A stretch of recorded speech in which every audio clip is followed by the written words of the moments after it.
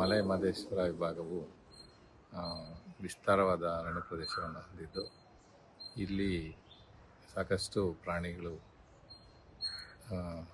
ಆನೆ ಮತ್ತು ಹುಲಿ, ಚಿರತೆ, ಸೀಳ್ನಾಯಿ ಇತ್ಯಾದಿ ಪ್ರಾಣಿಗಳ ಚಲನವಲನ ಇದೆ.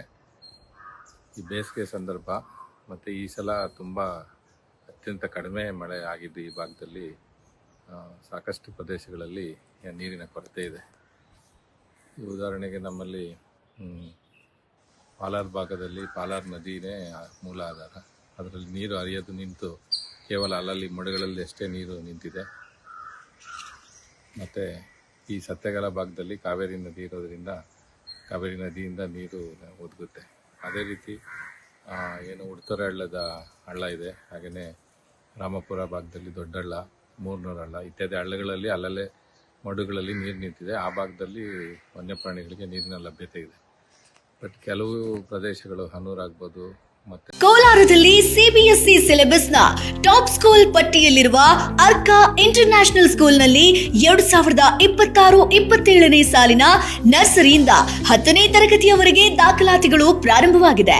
ಹೈಟೆಕ್ ಸ್ಕೂಲ್ ಬಿಲ್ಡಿಂಗ್, ಆಟದ ಮೈದಾನ, ನುರಿತ ಶಿಕ್ಷಕರು ಹಾಗೂ ವಿದ್ಯಾರ್ಥಿಗಳಿಗೆ ಕ್ರೀಡಾ ತರಬೇತಿ ಜೊತೆಗೆ ಸುರಕ್ಷಿತ ಬಸ್ ವ್ಯವಸ್ಥೆ ಕಲ್ಪಿಸಲಾಗಿದೆ. ನಿಮ್ಮ ಮಗುವನ್ನ ದಾಖಲು ಮಾಡೋದಕ್ಕೆ ಹಿಂದೆ ಭೇಟಿ ನೀಡಿ. Arka international school, Maderahalli. ನಮ್ಮ PG ಪಾಳ್ಯ ಭಾಗದಲ್ಲಿ ಮತ್ತು ಹೂಗೆಮ್ಮಲ್ಲಿ ಮತ್ತು ಎಮ್ಮೆ ಮಿಲ್ಸು ಮತ್ತು ಪಾಲ ಇದರಲ್ಲಿ ನಮ್ಮದು ನೀರು ಕೊರತೆ ಇದೆ. ಅಂಥ ಕಡೆಗಳಲ್ಲಿ ನಾವು ಇಲಾಖೆಯಿಂದ ಸಾಕಷ್ಟು ಪಾಂಡ್ಗಳನ್ನು, ಆರ್ಟಿಫಿಷಿಯಲ್ ಪಾಂಡ್ಗಳನ್ನು ಮಾಡಿದ್ದೇವೆ. ಅದರಲ್ಲಿ ಸುಮಾರು ಕಡೆ ಸೋಲಾರ್ ವ್ಯವಸ್ಥೆ ಮಾಡಿ ಆಟೋಮೆಟಿಕ್ಕಾಗಿ ಅದು ನೀರು ತುಂಬಿಸುವಂಥ ವ್ಯವಸ್ಥೆ ಮಾಡಿದ್ದೇವೆ. ಅಲ್ಲಿ ನೀರು ತುಂಬ್ತಾ ಇದೆ. ಮತ್ತು ಇನ್ನು ಕೆಲವು ಕಡೆ ಇತ್ತೀಚೆಗೆ ಈ ವರ್ಷದಲ್ಲಿ CSR ಯೋಜನೆಯಡಿ ನಾವು ಹಲವಾರು ಈ ರೀತಿಯ ತೊಟ್ಟಿಗಳನ್ನು ಮಾಡಿದ್ದೀವಿ.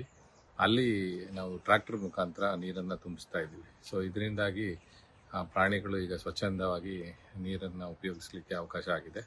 ಸೊ ಇದರಿಂದ ಪ್ರಾಣಿಗಳು ನೀರನ್ನು ಹರಿಸ್ಕೊಂಡು ಹೊರಗಡೆ ಬರೋದು, ರೈತರ ಜಮೀನುಗಳಿಗೆ ಬರೋದು ಸಹ ಕಡಿಮೆ ಆಗುತ್ತೆ. ನಮಸ್ಕಾರ.